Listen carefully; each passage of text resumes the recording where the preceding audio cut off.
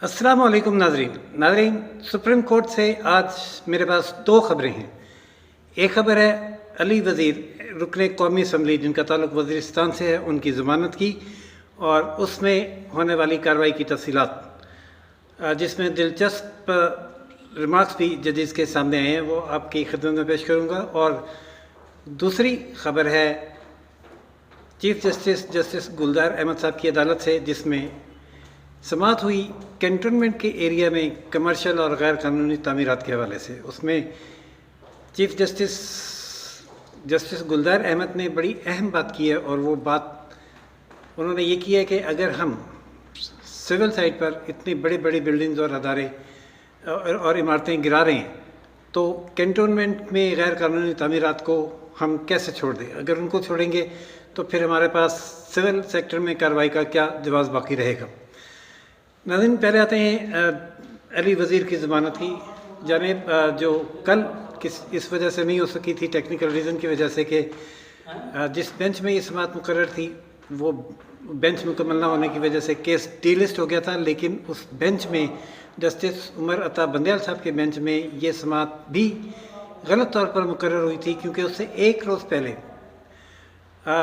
Justice सरदार तारिक की अदालत में ये केस था, और वो प्रोसिक्यूटर की अदम दस्तयाबी की वजह से एक दिन के लिए एडजर्न हुआ था। और जस्टिस सरदार तारिक ने हुक्म दिया था कि कल इसी अदालत में उसकी समाअत होगी, लेकिन अगले दिन वो केस लगा जस्टिस उमर अता बंदयाल साहब की अदालत में, जिसमें एक जज की अदम दस्तयाबी के बायस बेंच मुकम्मल ना हो सका और केस डीलिस्ट किया गया। लेकिन जस्टिस सरदार तारिक ने अपनी अदालत में देखा कि वो केस मौजूद नहीं है, तो उन्होंने उसका बड़ा नोटिस लिया और ये कहा कि इस अदालत का हुक्म था, तो हुक्म की खिलाफ वर्जी कैसे हुई। तहकीक पर मालूम हुआ कि बताया ये गया कि क्लरिकल मिस्टेक थी।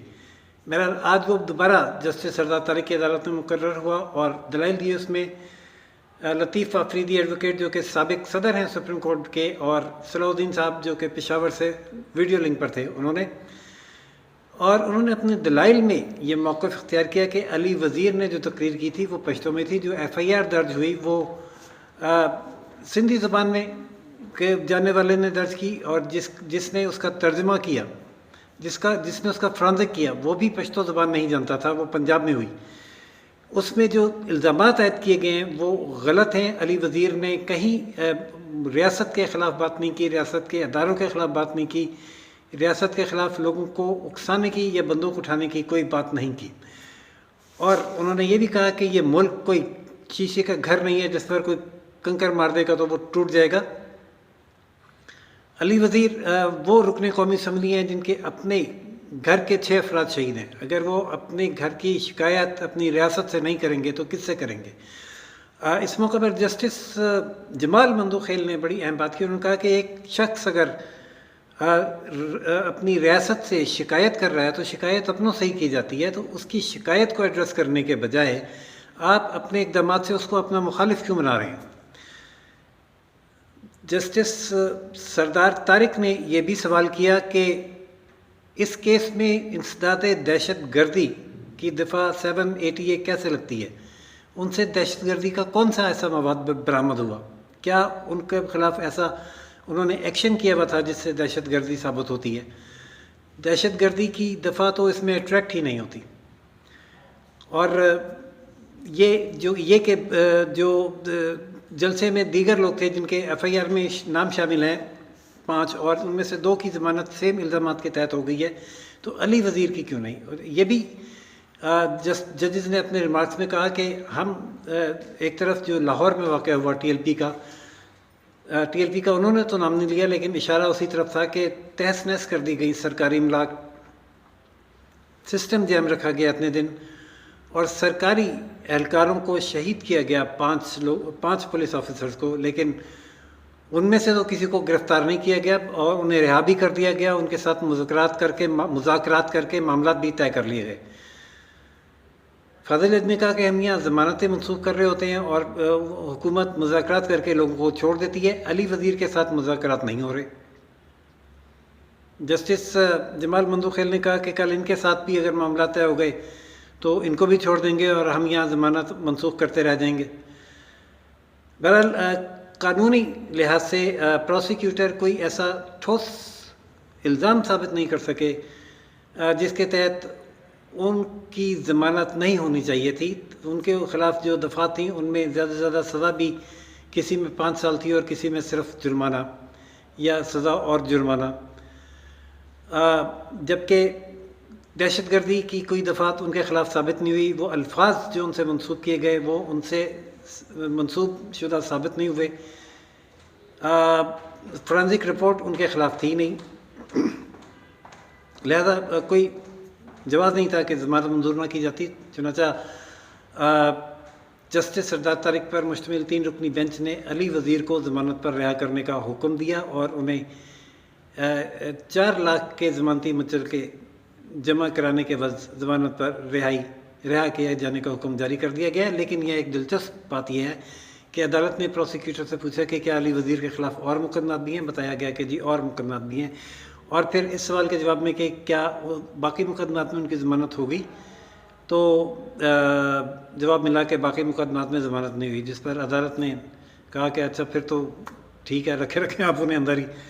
مطلب کہنے کا یہ ہے کہ آج ضمانت ہو جانے کے باوجود بھی علی وزیر جیل سے رہا نہیں ہو سکیں گے جب تک کہ باقی مقدمات میں بھی ان کو ضمانت نہیں مل جاتی. یہ تو تھا ناظرین علی وزیر کی ضمانت کا کیس، اور جس میں بہرحال یہ ایک چینج ہے اسما جہانگیر کیس کے بعد کہ عدالت نے ایک اسٹرانگ ایکشن لیا، اسٹیپ لیا ہے. کیس کو سرد خانے میں جانے نہیں دیا، اس کو لگایا، اس کو سنا اور میرٹ پر اس کا فیصلہ بھی کیا. اس کے بعد کیس کے بعد محسن داوڑ جو علی وزیر کے ساتھی اور دوست ہیں، انہوں نے میڈیا سے یہ بات کرتے ہوئے کہا کہ سماعت اور انصاف ایسا ہی ہونا چاہیے جو ہوتا ہوا نظر بھی آئے. آج جو سماعت ہوئی ہے اس میں انصاف ہوا ہے اور وہ اس سے مطمئن ہے، اور انہیں امید ہے کہ آگے جو ان کے خلاف کیسز ہیں جن میں ان کی ابھی تک ضمانت نہیں ہوئی ان میں بھی وہ رہا ہو جائیں گے اگر اسی طرح انصاف کا یہ سلسلہ جاری رہا. ضمانت مل گئی علی کو ہائی کورٹ سے بھی نہیں ملی اور پھر سپریم کورٹ میں بھی اتنی عرصے تک وہ اس کے کیس کا ہم انتظار کرتے اور وہ سب کچھ آج جب کیس لگا، کیونکہ ابھی تک تو لگ نہیں رہا تھا، جب لگا تو سب کچھ سرفیس پہ آ گیا. تو پاکستان کی عدلیہ اور سپریم کورٹ سے متعلق کیا پشتون تحفظ موومنٹ کے یا آپ کے ابھی بھی کوئی تحفظات؟ دیکھیں نا، اب عام عوام پشتون تحفظ موومنٹ ہو گئے ہو، سیاسی ورکرز ہو گئے ہو یا عام عوام ہو گئے ہو، یہ اعلیٰ عدلیہ بلکہ پوری کی پوری عدلیہ یہ آخری امید ہوتی ہے. تو مطلب اس طرح کے فیصلے ہونے چاہیے، جسٹس دکھائی دینا چاہیے، انصاف دکھائی دینا چاہیے. جو 1 سال ڈیلے ہوا میرے خیال میں وہ بھی مناسب نہیں تھا، کیونکہ 1 سال وہ اسی رکاوٹوں کی وجہ سے جیل میں پہلے بھی آلریڈی گزار چکے ہیں.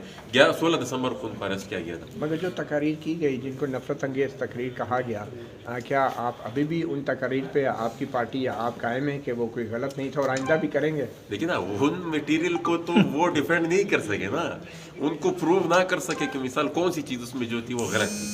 اور یہ تقاریر مطلب جو بھی فورم ہوگا، جو بھی جلسہ ہوگا، جو بھی جلوس ہوگا، یہی تقاریر ہوتی رہیں گی. ناظرین دیکھتے ہیں انصاف کی فراہمی کا یہ سلسلہ کب تک جاری رہتا ہے. اب چلتے ہیں جسٹس گلزار احمد کی ساتھی جو کہ چیف جسٹس آف پاکستان ہیں ان کی عدالت میں. چیف جسٹس آف پاکستان نے غیر قانونی تعمیرات کا یہ کیس جو پچھلے ہفتے کراچی میں سن رہے تھے آج اسلام آباد میں سنا، اور جو سیکرٹری دفاع کی رپورٹ آئی بھی تھی اس کو مسترد کر دیا اس بنا پر کہ وہ نامکمل رپورٹ تھی. رپورٹ میں یہ تو کہا گیا تھا کہ کنٹونمنٹ میں جو غیر قانونی یا کمرشل تعمیرات ہیں ان کے خلاف ایکشن لیا جائے گا، لیکن یہ نہیں بتایا گیا تھا کہ کون کون سی تعمیرات ہیں اور کس تعمیر کے خلاف کیا ایکشن لیا جائے گا. جس پر ڈپٹی اٹارنی جنرل نے رپورٹ واپس لے کر نئی رپورٹ جمع کرانے کی مہلت مانگی جو قبول کر لی گئی، اور ان کی رپورٹ واپس کر کے کمپریہنسو رپورٹ 4 ہفتے میں جمع کرانے کی ہدایت کی. لیکن اس دوران چیف جسٹس نے اپنے ریمارکس بڑے زبردست دیے. انہوں نے یہ کہا کہ فوج کو یہ کون سمجھائے گا کہ قانون کیا ہے. قانون کے تحت فوج کاروبار نہیں کر سکتی. آئین کے تحت فوج کا یہ کام نہیں ہے کہ وہ کمرشل ادارے چلائے. انہوں نے کہا کہ جو کارروائیاں ہم دیگر اداروں کے غیر قانونی تعمیرات کے خلاف کر رہے ہیں وہ اگر ہم کنٹونمنٹ میں نہیں کریں گے تو ہمارے پاس کیا جواز ہوگا کہ ہم ملک بھر میں غیر قانونی تعمیرات کے خلاف کوئی کارروائی کر سکیں. اس لیے لازمی ہے کہ جو کنٹونمنٹ کے ایریا میں غیر قانونی تعمیرات ہیں ان کے خلاف بھی ہم کارروائی کریں. انہوں نے کالا پل کے ساتھ والی دیوار اور ایک شادی ہال آج ہی گرانے کا حکم دیا، اور فیصل بیس کے حوالے سے انہوں نے کہا کہ وہاں شادی ہال تعمیر کیے گئے ہیں. اب کوئی شادی میں گیا ہوا مہمان رن وے پر دوڑنا شروع کر دے. حساس جگہوں پر اس قسم کی کمرشل ایکٹیویٹیز کرنے کا مقصد ان کی سمجھ سے باہر ہے. سنا ہے کہ 2 بیسز بند کی جا رہی ہیں. اگر بیس بند کر رہے ہیں آپ، مقصد پورا ہو گیا تو پھر جو زمین سرکار سے آپ نے لی تھی وہ سرکار کو واپس کرنی ہوتی ہے تاکہ حکومت نے جن لوگوں سے ایکوائر کی تھی وہ ان کو واپس کر سکے. چیف جسٹس نے کہا کہ کسی بھی ادارے فوج کا جو کوئی بھی ونگ ہے، بحری، بری یا فضائی، ان کو سرکاری زمینوں پر تعمیرات کی اور کمرشل تعمیرات کی اور کاروبار کی کسی بھی صورت میں اجازت نہیں دی جا سکتی. جن قوانین کے تحت وہ یہ کاروبار کر رہے ہیں ان قوانین کی آئین میں کوئی گنجائش ہے، نہ ان کی کوئی وقت ہے. آئین کے تحت اگر انہوں نے ان قوانین کو انٹرپریٹ کر دیا تو پھر فوج کے پلے کچھ بھی نہیں رہ جائے گا. ناظرین، بہت سخت ریمارکس ہیں اور یہ ہدایت کی گئی ہے کہ سیکرٹری دفاع تمام کمرشل بلڈنگز جو ہیں کنٹونمنٹ ایریا میں اور ان کو مسمار کرنے کے لیے یا ان کے خلاف جو بھی وہ کارروائی کرنا چاہتے ہیں اس کی تفصیل اپنی رپورٹ میں پیش کریں اور 4 ماہ میں یہ رپورٹ سپریم کورٹ میں جمع کروائی جائے. اس کے ساتھ سماعت 1 ماہ کے لیے ملتوی کی گئی. ناظرین، یہ تھی آج کی عدالتی کارروائی. جو بھی اپڈیٹ سامنے آتی رہیں گی ان سے بھی ہم آپ کو آگاہ کرتے رہیں گے. اجازت دیجیے راشد بھی کو. روشن پاکستان نیوز سے چینل لائک، سبسکرائب اور شیئر کرنا نہ بھولیے گا. اللہ حافظ.